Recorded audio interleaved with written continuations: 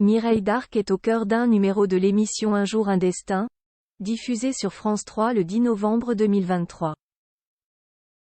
L'occasion de revenir, sans doute, sur ses actes les plus braves et les plus fous. La suite après la publicité. Elle était prête à tout par amour. Mireille Darc est décédée le 28 août 2017 à l'âge de 79 ans et elle a rejoint, tout là-haut, un homme qu'elle avait tout particulièrement aimé. En 1983, la comédienne avait fait la rencontre du journaliste et écrivain Pierre Baret. Lui qui fut PDG d'Europe 1 est malheureusement décédé 6 ans après qu'il se soit mis en couple avec l'actrice. Il a été fauché par une cirrhose alors qu'il se trouvait à l'hôpital. Il avait subi une greffe du foie qui avait échoué quelques mois plus tôt. Voilà qui fut terrible pour Mireille Darc. Voir son amour s'éteindre ainsi dans un établissement médical était tellement intolérable qu'elle avait préféré braver l'interdit.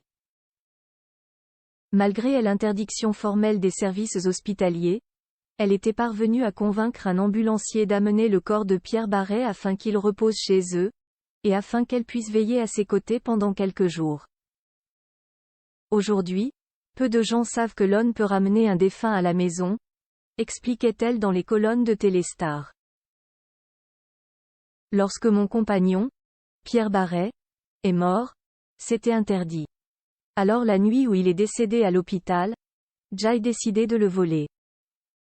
Je l'ai ramené chez nous en ambulance. Et puis j'ai appelé un médecin qui est venu constater son décès. Là, j'avais commis un acte répréhensible. Son 9e documentaire, Voyage vers l'inconnu, abordait le rude sujet du rapport à la mort. Mireille Darc, qui a été la compagne d'Alain Delon, a terminé ses jours auprès de Pascal Desprez, qu'elle a rencontré en 1996 et qu'elle a épousé en juin 2002. Touchée par la manière dont elle avait perdu Pierre Baret, elle avait émis quelques dernières volontés à son propos. J'ai dit à mon entourage, je veux mourir à la maison.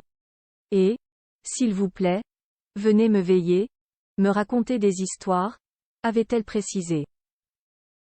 Seule sa famille sait si elle a, effectivement, eu le droit à quelques contes avant de rejoindre l'Éternel. Retrouvez l'émission Un jour, un destin. Mireille Darc et ses tontons flingueurs ce vendredi 10 novembre sur France 3.